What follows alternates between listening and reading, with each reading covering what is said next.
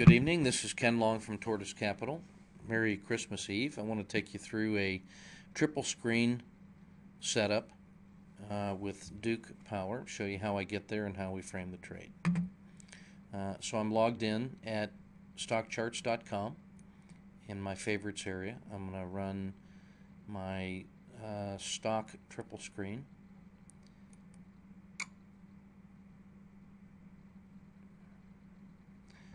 And you can see here we've got, you can see the screening criteria.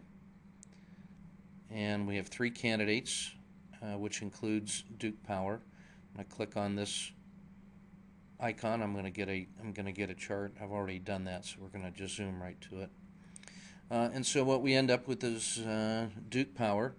The title of this one is TS for triple screen, 2009-12-24. So that's December 24th, 2009. Symbol is DUK.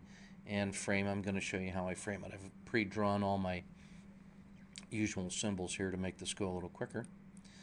So I start with the blue line, which indicates the day that the signal fired and that I'm interested in it. The next thing I'm going to do is draw a red line for stops.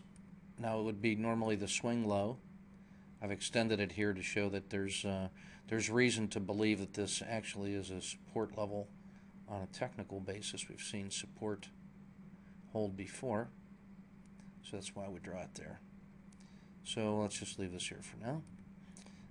The next line I'm going to draw is my purple line, and that's going to be a retest of the swing high. It looks to be about 18. So if my stop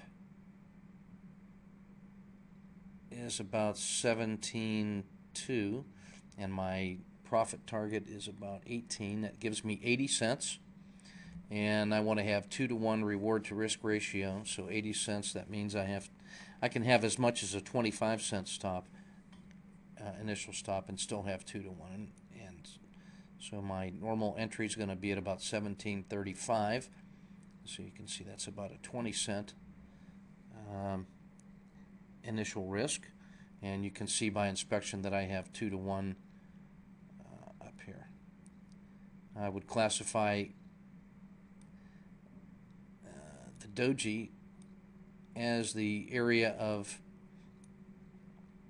as the yellow zone, if you will, and that's where we haven't seen any price action yet in Duke that tells us if it's going to go north or south from here. It's come back to a 20 period moving average.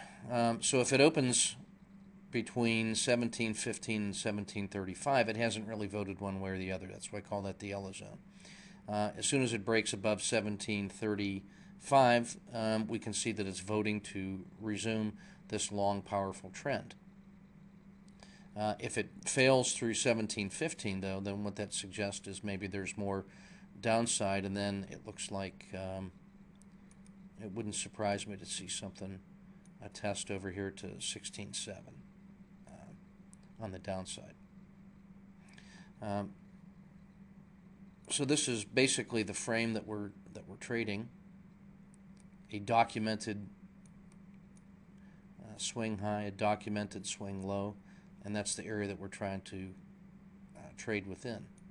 Now you can see for the other indicators for the triple screen system that we've got a very strong ADX greater than 30, and plus DI is greater than minus DI, so the trendingness is there, and it's oversold on a short-term basis. Williams percent R is less than 80, and you can see that it closed below the 20-period moving average, which is that blue line. So all the criteria is set for a bread and butter swing trade that looks very favorable in Duke Energy. So that's the triple screen system. Thanks for your attention.